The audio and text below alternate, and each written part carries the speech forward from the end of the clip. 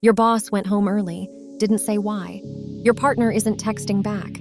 Your friend read your message and just stopped. That isn't space. That is a weapon. The silent treatment is one of the most common forms of relational manipulation. And most people have no idea it is happening to them. You think they need time to cool down. You think they are giving you space to reflect.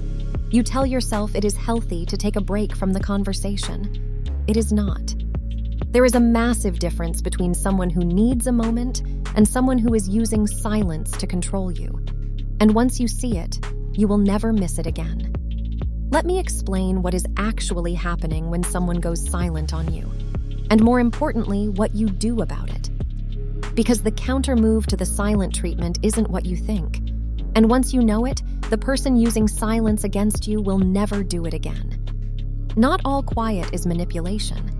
Sometimes people do need a break. Telling yourself everyone who goes quiet is punishing you will destroy your relationships. But 3 things separate healthy space from weaponized silence. Difference 1, communication. Healthy space comes with words. I need an hour to think about this. Can we pick this up tomorrow? I am feeling overwhelmed and need to step away. Weaponized silence comes with nothing.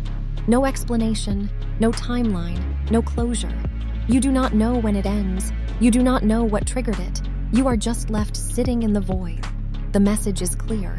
I control when we talk. I control when this ends. You do not. Difference 2, intent. Healthy space is about regulation. The person is calming their nervous system. They want to come back and actually resolve things. Weaponized silence is about control. The person isn't calming down. They are waiting for you to break, waiting for you to apologize, waiting for you to chase. The goal is not resolution. The goal is submission. Difference 3, the aftermath. After healthy space, the conversation gets better. Both people are calmer. They actually address what caused the break. After weaponized silence, nothing is resolved. The silent person acts like nothing happened. Or they use the incident to establish new rules. Now you know what happens when they get upset. You will walk on eggshells. Those are the 3 filters. Run any silence through them. If it fails all 3, you are not getting space. You are getting punished. The silent treatment works because it triggers a predictable psychological cascade. 4 phases.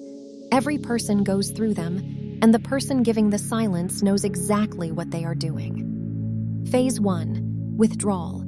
Their messages stop. Their eyes go flat. They answer in 1 word or not at all. They physically leave the room. This is the shock. Your brain registers the abrupt change and screams that something is wrong. This is not drama. It is biology. Humans are social creatures. Sudden disconnection triggers the same response as a threat. You do not know why they stopped, and that unknown is the entire point. Phase 2, anxiety. Now your mind starts running. What did I do wrong? Did I say something off? Are they upset about that thing from last week? Do they want to end this? You replay the last conversation in your head. You analyze every word you said. You start building a list of everything you could possibly have done wrong. This is not paranoia. This is engineered. The silent person created a vacuum of information, and your brain filled it with your worst fears. Phase 3, self-blame. This is where they win. You start apologizing, not because you know what you did, but because you cannot stand the silence anymore. I am sorry. What did I do? Can we talk about this? Please just tell me what is wrong. Every time you apologize for something you do not understand, you are teaching them that silence produces compliance. You are rewarding the behavior, and they know it. This is the same mechanism a narcissist uses with intermittent reinforcement. Sometimes the silence is short. Sometimes it lasts days. You never know. And that uncertainty makes you desperate to end it. Phase 4, surrender. You give in. You change your behavior. You stop bringing up the topic that caused the fight in the first place. You learn to avoid certain subjects around them. They did not even argue with you. They did not defend their position. They just went quiet. And in return, you voluntarily censored yourself. That is the power of the silent treatment. You do not lose the argument because they convinced you. You lose because they made the silence so unbearable that you would do anything to end it. This is not in your head. Literally, it is in your brain. Neuroscientists at UCLA discovered that social rejection activates the exact same brain region as physical pain, the anterior cingulate cortex.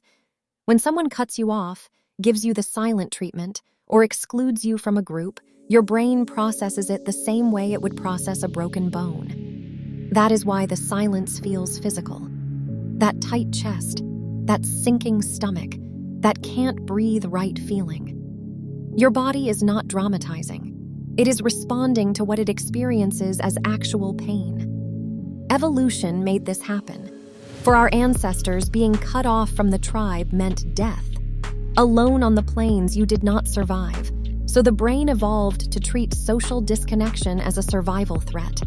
The person using silence against you is hacking this ancient circuit. They know you cannot handle it.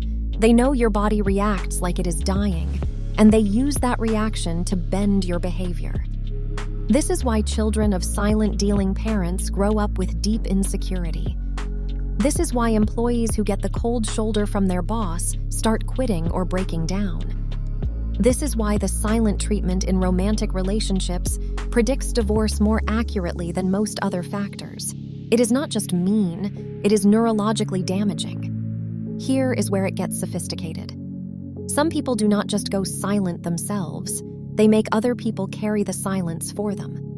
You are fighting with your partner, they go quiet, and suddenly their mother calls you. She told me what happened. I think you need to apologize. Or their friend reaches out. He is really upset. You should reach out to him. This is triangulation. The silent person has recruited third parties to deliver their message without having to speak themselves. Now, not only are you dealing with the silence, you are dealing with social pressure from multiple directions. And here is the sick part. The silent person never asked anyone to contact you.